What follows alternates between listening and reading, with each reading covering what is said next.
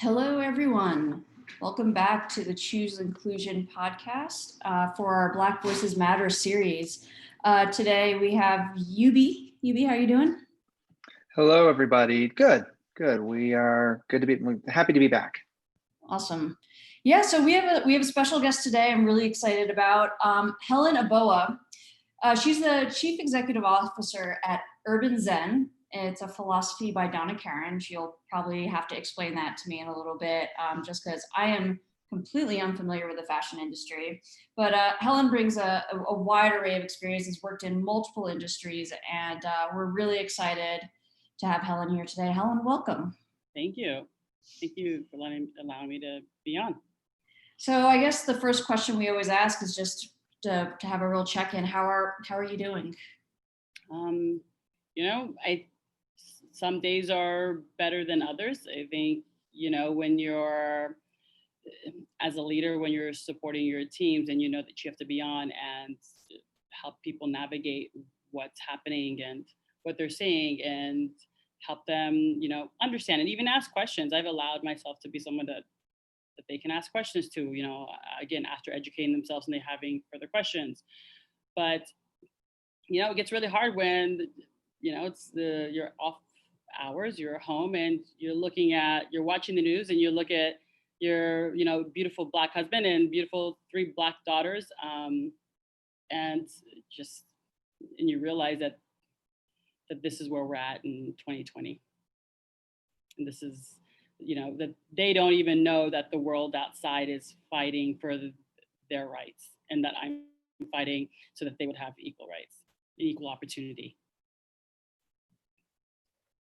When before we went live, we were talking a lot about intersectionality, and that's come up quite a bit. And I think your perspective is quite unique. And the fact that you have 3 daughters, so yes, you're Black, but you're also female. Can you talk about the parallels? You mentioned parallels, right, of different movements throughout the decades and how, one thing seems to follow another. I think that's kind of fascinating. I hadn't thought about it in that way.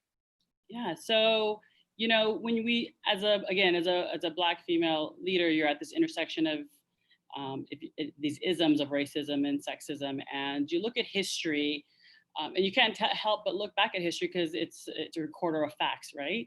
And if you look at the Civil War, it was women's rights movement began in 1848. Civil War and the rights movement just followed shortly after in 1861. The first women's suffrage law was passed in 1869, and then not that far after the Civil War, sorry. And then you fast forward into the 1950s and you have Rosa Parks refuse to sit in the back of the bus. Then just a few years later, Kennedy's passing an Equal Pay Act prohibiting sex-based discrimination. And then a year later, President Lyndon Johnson signs the Civil Rights Act banning discrimination based on race. So, and we can go on. So, it's, as a Black woman, you constantly live at this intersection of what's happening as far as in the world, as far as me being a woman, and then what's happening in this world as far as me being Black. So I know how important it is to be in that very, it's a difficult place, right? And it's a duality that it's not one is greater than the other, but that the injustices exist and we need to address them. And, at some point in history, and then here we are now in the 2000s, and you had the Me Too movement, and then shortly after that comes Black Lives Matter. So it's hard to not look back at history and look, why are these two things always somehow feel like they're living in parallel with one another, right? And then as a Black woman, every day of your life, that's what you're living. We're seeing it in history play out through movements, but it's a movement that's daily in our lives that we face. Yeah, what are you seeing in the fashion industry in particular? Because you've been working in that industry for quite some time now. Like, what has been the response, and what are your kind of feelings and thoughts about it? It's really interesting, I think. And then I've been in media, so I've been in television, film, fashion, and and the healthcare space of philanthropy, and I've always said it's specifically in fashion, because I spent the majority of my career there, is look, has there always been a lot of diversity? No, usually when you did see it, if it did exist, was in the model, like you saw in the models, or sometimes in advertising campaigns, or but from the business perspective, there weren't a lot of people that looked like me. Would I say there are a lot of women? Sure, but there weren't a lot of Black women. And I always felt like there was this interesting because there's this invisible line, right? That if there were Black women, you sort of didn't pass from manager to director and above. And once you did, for specifically in my career, it was, and watching Black women and men super excited for me, because they just knew how difficult it was and to get there. And again, I think that the industry has a long way, there's a lot to be done here. I've worked for individuals, fortunately, who have been great allies. I can say without a doubt that if I didn't have those allies who were completely aware, whether spoken or unspoken, the challenges I was facing or would face, didn't identify, if they hadn't identified my skills and my talent and my experience, and gave me the platform became mentors and allowed for career progression, I just think that my career will look a lot different right now, because it took people actively being involved in order for me to progress in my career. I would never look at my career back and say it was an easy ride. So what does allyship look like? Because I feel like we throw around that term a lot, right? Where it's like, oh, this person's an ally. And I think that's probably one of the big questions we keep on hearing from a lot of companies who are, kind of coming to us, and they're like, oh, well, what do we do? What do we do? And sounds like you kind of gave us a taste of what allyship means. Like, what exactly does that look like? Yeah, absolutely. I think for me, I believe my leaders our company didn't just have a zero tolerance policy, they acted on that zero tolerance policy. And I think that a lot of organizations have it. I don't necessarily know how much they act upon it. And to be honest, when I knew, and not that I had to report or say anything, but there were microaggressions that even I wasn't aware of sometimes, right? And things that I didn't see, or conversation maybe that had out behind my back or in another room, but there was zero tolerance of it. And I knew that my leaders and the people in my organization who were allies weren't going to accept it, because I know for a fact it existed, but they weren't going to allow for it. And they didn't. And I knew that, and I knew that it was a safe place for me.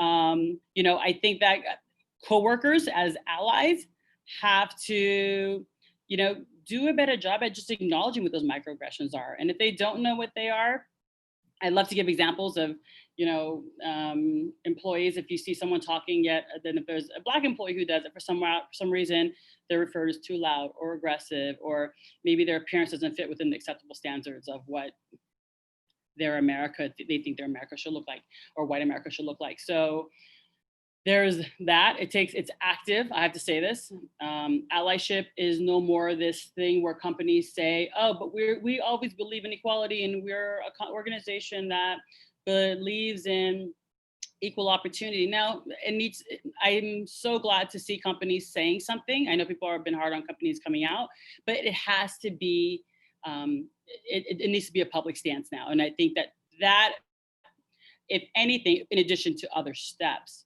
encourages and makes Black employees feel safer, but it also holds companies to be accountable. Because once you make a public statement, it's a lot harder to hide behind anything. If you see a Black colleague being passed up for promotions that and it's unfair, speak up. I've been an ally, so I know what it's like to even be an ally to my own, or to somebody who's of another race or gender, or associates themselves differently. So there's companies that take active actions to invest in their Black employees, meaning, yes, there's pipeline, but also like, what is your career progression? What does mentorship look like? Mentorship is not a quarterly coffee meeting, right?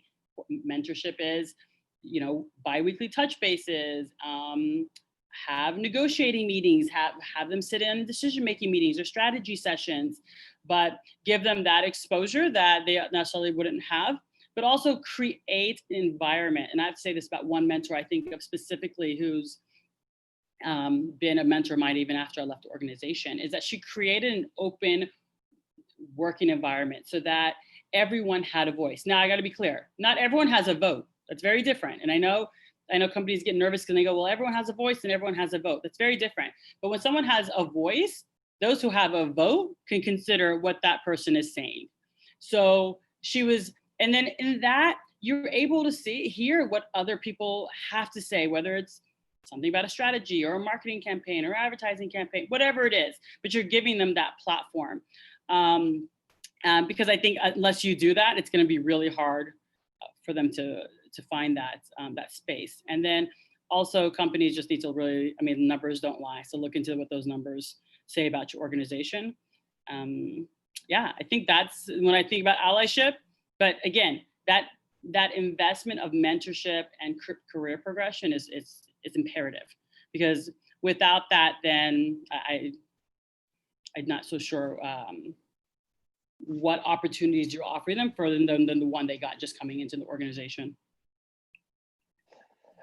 Well, I love that. I think there has to be intentionality, particularly for those underrepresented groups, like people in the Black community. There needs to be intention, right? Like I think too many people, too many companies, too many leaders try to get away with, well, they didn't get the promotion because they didn't have the right skills, right? Or what, but at right. the end of the day, I think the systemic issues are so deep that there truly are obstacles. And I think that's one of the things we keep pushing, is that this isn't an individual person by person basis. These are issues that have been existing for hundreds of years. They flow through absolutely everything. And no matter how hard someone in the Black community tries, they're always going to hit those obstacles. Yes, and I think, yes, absolutely. It touched me when you said that. It does. And the only way that when I think about technology and LinkedIn, let's use LinkedIn as an equalizer, right, of opportunity in some sense, because you have access to this pool, is that if companies are really serious about this, then, for example, if I have an open role, I said, you can't start the interview process unless you're showing me a diverse pool. And then, by the way, once I see the diverse pool, I'll press the go button. And then when you get the go button, that pool that's interviewing these candidates are diverse themselves, right? Because you're trying to eliminate as much bias. Because when you bring up systemic issues, it's systemic. When you talk about systemic problems, it's access. And it's access at several different points. And if you eliminate the probability of their access just like immediately dying, right, or be ending shortly after the first, then those are the things that you have to, those are the steps companies have to take. Absolutely. Yep. Absolutely. I think that one of the things that we like to talk about is kind of like, there's this element of a lot of companies focus on the recruitment part, but then, they don't necessarily think about how they're retaining people, right? You can invite people to the table, but if they don't have a voice at the table, then, they're not going to want to stay there. So what are your thoughts on what companies can be doing to make sure that they're creating a space where people who don't look like everyone else at the company and can feel safe and heard? I think, Nina, you brought up a very funny, I love to say this about the whole, like, oh, well, you have a seat at the table. I'm like, no, but you need a voice at the table, because I've been in meetings where a bag has a seat at the table. I've seen literally, I could put a bag, like that does not give me a voice. And what companies can do is, if you don't hear that person speaking up, ask for their opinion. It's so easy to be passive because you also don't know what the inward politics of an organization are, right? I think it's easy for a leader to forget that at the end of the day, I'm leading a company. This is my team, my leadership team. And if someone's quiet, then I really need their opinion, I'm going to ask for it. And I'm going to continue to ask for it until they're comfortable bringing it up, but also create an environment where they're not always the only person. So it's this idea that I'm going to have a room full, I'm going to have this homogenous group, and then have this one Black woman sitting there, and then expect her to speak and feel comfortable like she's not the only Black woman in the room. that in itself is debilitating. So ensuring that, wow, I may not want don't have to have another Black woman at the table or a Black man, but I need to feel like there's a diverse work environment. So I think that's what companies can do. I think that if I start seeing numbers because I recently spoke to someone who said, oh, well, we offered a job, it's a high senior executive level role to a Black person. And they said they didn't want it because they didn't want to be the only Black person in the organization. And I said, okay, well, I can understand. I mean, I understand someone has to also be the first, but to that person, you have to understand what it looks like. Like, am I going to be you're taking me from maybe what's already a successful, happy work environment where my input's accepted. And now this job may seem wonderful, but if I'm only here, because what it looks like, I'm only here for you to fill a quota, then that's not going to work. And I also, and it doesn't say a lot about how much you're working at trying to diversify your company, right? Because a lot of companies don't speak to that when they're interviewing people who don't look like the rest of their organization.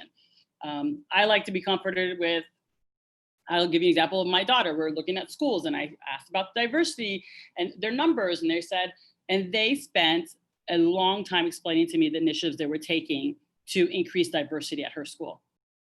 I thought that was incredible. I said, okay, well, clearly they had a few numbers, but I thought if they're doing that much work, it shows me that this is something that's really important to them versus, hey, here you are. And somehow, whatever reason, that man must have felt that he was going to just, be the one Black voice. And by the way, one Black person can't speak for all Black people. Right. That's why I'm always like, no one wants to hear me talk. I don't like. I'm just here to listen because that's a great point. Well, have you? It's fascinating because and you've been a part of a few different industries, particularly like entertainment, media, fashion. Is it like, if you compare it to just, the industries, right? All the other industries, general work environments, is it different? And because I think we've all seen media in general and just perpetuate the wrong ideas and the right ideas and whatever, but has it been a different experience, or do you see the same systemic things no matter what? I see the same systemic issues because it's always the same in the sense that managers level and junior are a little bit more diverse. Once you go into the senior roles, it's not. And because it's not, I know people are always saying, yes, well, everyone has a say and we listen to everybody. I will say this confidently. If your leadership is not supportive of it or is not doing it, nobody's going to emulate it. So you can say diversity, diversity, diversity, but if you're a room full of people that look just like you, it's not going to change anything. It's not going to change the industry, and it's definitely not going to change what we see on television, right? So by diversifying your pool of people, of non-decision makers, is not going to change what we see on television or film or these images that are being perpetuated, right? Because the people who are still deciding that are the same very people who look the same. So they don't have a woman saying that it looks this way, or that's racially insensitive, or that product is inappropriate, or this is doing that. They don't have that, right? It's the same, and I'm just to simplify, it's the same 5 white guys making the same decision. And nobody really challenging that. Exactly. Yeah, exactly. Like it's in some of the work that Nina and I do. That's one of the things we've heard over and over again and talk about. It's if you're building a product for a diverse group of customers, how can your product development or software development team only look like one person? Yeah. And how are you expecting to build something for everybody? Yeah. And how are you looking to communicate it to a different group when it's the same people who gave you the idea to communicate it to another group? So I can, as much as I like to think I know what men like, right? But just because I'm married to a man doesn't make me know what he's a man. He can tell you what men like. He's the better person to do that, right? So I think this valuing of diverse minds is important, in diverse backgrounds. And I think that we have to identify that just because it's a different product messaged the same way doesn't change it. We need to get to the heart of what the message is and who's messaging it and why. And I think it's really, when you see it in entertainment, you see it in music, you see it in television, and you see it again in fashion and every other industry. Because I love, if someone told me recently, they go, well, healthcare is diverse. There's a lot of women. And I go, okay, go to the executive level. Go to the leadership. Like, where are you looking, right? And I think when people say fashion is diverse, I mean, when you look at a magazine cover, if that's what's telling you my industry is diverse, then that's problematic. Then there's somebody's bamboozled you, right? And they've done a good job in doing that. But at the same time, it's that doesn't avoid any of the mistakes that history has shown that people make by not having a diverse pool. Helen, I was hoping we can dive into something around, we talked about the larger systemic issues, but I think one of the things that a lot of people aren't aware about is this kind of concept of microaggressions. And I know that you've experienced, so much over the last 20 years. I mean, I'd be surprised if you haven't. And I think one of the things that would be really interesting to hear is kind of what your perspective on how microaggressions have impacted you personally, how you overcame them, did you overcome them? And, kind of like your experiences with that. And what are microaggressions, I guess? Maybe like your take on what that means. I think that they're racially driven comments, right? Stereotypes, actions, behaviors they're a good example, I think people don't realize it all the time, but it's if I have an opinion, somehow when I say it, I'm aggressive, right? Or I'm too aggressive, should I say? Or if I speak up in a room, and again, being at this intersection of being a woman and Black, sometimes you don't know where that lives, right? Someone think I'm aggressive because I'm a woman speaking up, or is it because I'm a Black woman speaking, or because I'm Black and they perceive my Blackness as aggressive?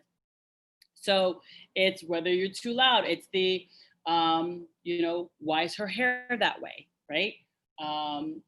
Like, why are her, I hate to, like, why does she wear a hairstyle like that? Why is her hair not straight? I mean, a lot of it's appearance based too. And then for me, I've had situations in my career where people have said, and again, I'm so grateful for allies. And I find it so strange calling them allies, because I call them, they're really my friends and support system and my internal board members that, when I was up for promotion and somebody said, well, that's going to be really hard for you because, the organization, you're Black, right? And I don't believe the person said it in a way to discourage me. I think she really believed that just it's not going to happen because look what it looks like at the top here. Not that she thought she wasn't definitely not someone I was competing with or was threatened by me. But it was pretty much like, I wouldn't even try to fight it. And, I had a friend who said, well, I'm going to do it. And I had a manager who said, well, I'm going to take it to the top if I have to take it to the top, because if you're not running this business, then they might as well shut the department down. And I thought that was a really powerful statement. Look, I have to tell you, I am, obviously I believe in being educated, driven, hard worker, all of that. And then even with all that, it's still not enough as a Black woman. The fact that we still need to have allies to open doors for us or to nudge us forward is it's indicative of the systemic issues that we're facing, right? So there are those. Sometimes I've had to leave an organization because of it. Do I say that I got over it? I don't know if it's not that I got over it, it's that I had to move on from it, right? You don't ever go, oh, I understand that they were racist and I accept that. No, I just go, for the sake of not cursing here, and I think we can, but I won't. For the people who I know that I have listening, is that's no, I'm still upset about it sometimes, right? You look back and you go, wow, that someone can think that way. And they knew my character and they knew how hard I worked, and that they believed that there was this organization wasn't going to let me move forward. Maybe it didn't because of that. I've been in a room with, my background. I'm in the political landscape and in the a lot of high profile iconic people in my orbit. And I remember one person individually, I want to say 5 years ago, said, they spoke at a big university, a business school, and they came back and we were discussing, and they said something like, somebody said, it's so amazing how diverse it is. It was a white colleague. She was really happy to see all diversity.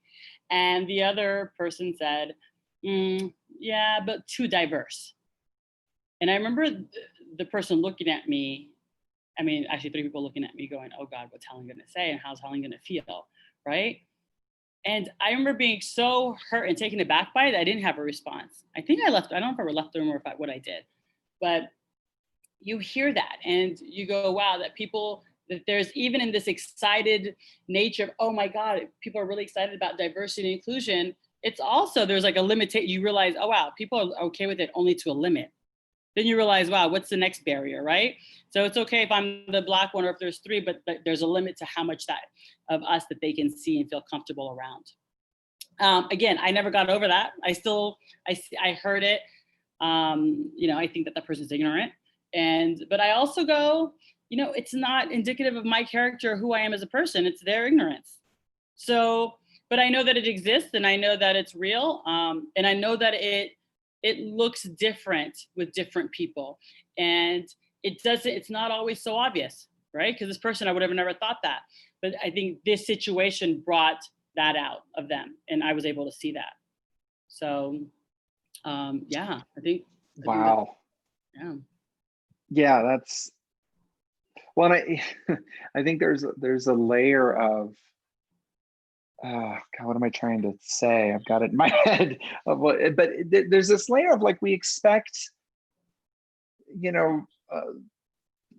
people from the Black community or other represented groups of people, we as white people expect them to just sort of understand what we're saying, right? Or understand that feeling, that expression, that ignorance. But there's an expectation there, and then there's also an expectation of, well, why can't you teach me how not to be that way towards you? Yeah, right. Like that's not your responsibility. No, it's like it's surreal to think that right. So if anyone ever asks me, if I ever get a question that sounds like I need to educate somebody, I'm like, look, there are references and I could send you. I try to be polite about it, but I won't teach them, right? Just reminding them like, right. Hey, I'll redirect you to where you can go. Because it's one thing to educate yourself. Because I do the steps, I think that when I look at allyship and how it looks perfectly to me is, let's just pretend, and this evolution of what that looks like is, let's just pretend for the sake of this, you're racist. You go from a race, you have racist behaviors, right? Or racist. You go from that to acknowledging, okay, I don't know what it's like to be Helen. I can never imagine what it's like to be a Black man or a Black woman in this country. Let me educate myself, the history of Black people. Let me understand what experiences they're going through. Let me understand what they're talking about. What is being said here amongst all this noise, right?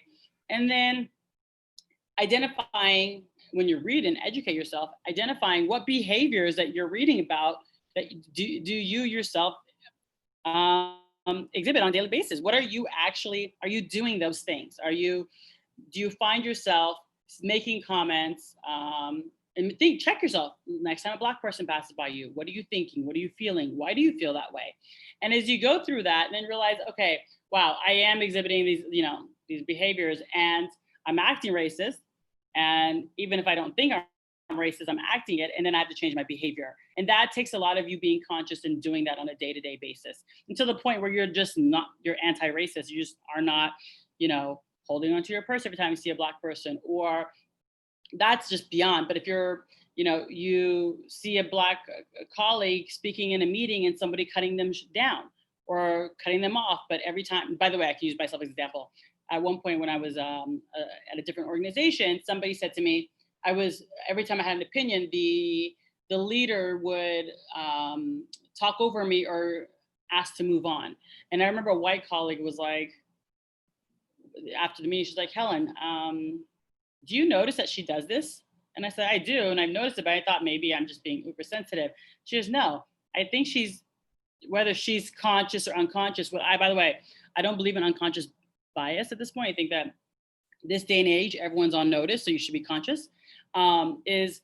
I said, okay, well, she's being, that way. And then she corrected her. She actually said something, and I said something actually to the person. So, identifying that and then stopping it. And then look, and then if you do realize that, I do believe part of it is behavioral, and then part of it's a heart issue, right? It's a real belief that's ingrained in you, and that you feel superior to another. And that's a bigger issue, and you need to go. You need to seek medical or psychological. Right. Then that I can't help you with. That's not a behavior. That's right. different. Right. Exactly. That's a whole other level. Then I can't help with that. Helen, thank you so much for joining us today. Really appreciate it. I think we've learned a lot. Definitely got a lot of good concrete stuff, but I also appreciate you taking the time and being vulnerable and with everyone today, and just appreciate you trusting us to provide that space as well. Thank you guys so much for having me. Yeah, thank you, Helen. Thank you. And thank you to all our listeners. We'll be posting this on our YouTube page, as well as Apple Podcasts and Spotify. You can see all of our episodes on chooseinclusion.com, and we'll be continuing this Black Voices Matter series into the future. So continue to stick around with us. Thanks, everyone, and take care. Bye, everybody.